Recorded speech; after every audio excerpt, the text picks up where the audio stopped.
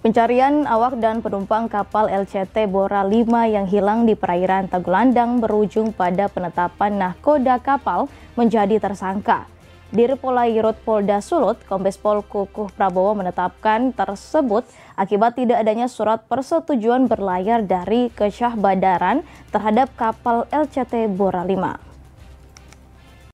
Direktorat Polairut Polda Sulawesi Utara menetapkan nahkoda kapal LCT Bora 5 berinisial JM sebagai tersangka pada kasus kapal tenggelam dan mengakibatkan korban jiwa di perairan Tagulandang, Sitaro. Dirpolairut Polda Sulut Kombes Pol Kukuh Prabowo mengatakan, kapal LCT Bora 5 berlayar dari Pelabuhan Bitung ke Pulau Tagulandang tanpa memiliki surat persetujuan berlayar dari Kesyahbadaran Bitung di tengah cuaca buruk yang sedang melanda.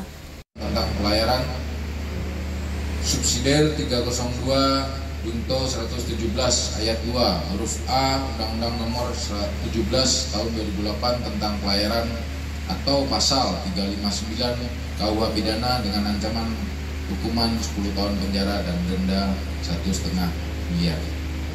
Pertama, kami tegaskan bahwa tidak ada satupun yang menekan kami di dalam melaksanakan tugas. Itu perlu kami tegaskan dulu. Kami bekerja berdasarkan SOP bahwa kapal itu, ya, LCT Bora 5 ini, di dalam pengajuan SPD tujuannya ke Manado. Itu sudah betul. Makanya kenapa tadi disampaikan oleh Pak Dirjen bahwa kapal berlayar ke Tagulandang itu tanpa SPD.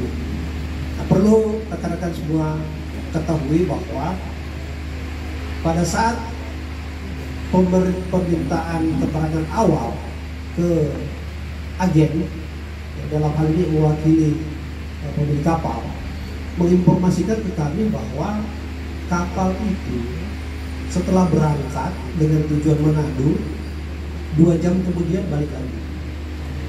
Nah, persoalannya adalah tidak memberitahukan ke KSOP Bitung bahwa kapal itu balik lagi.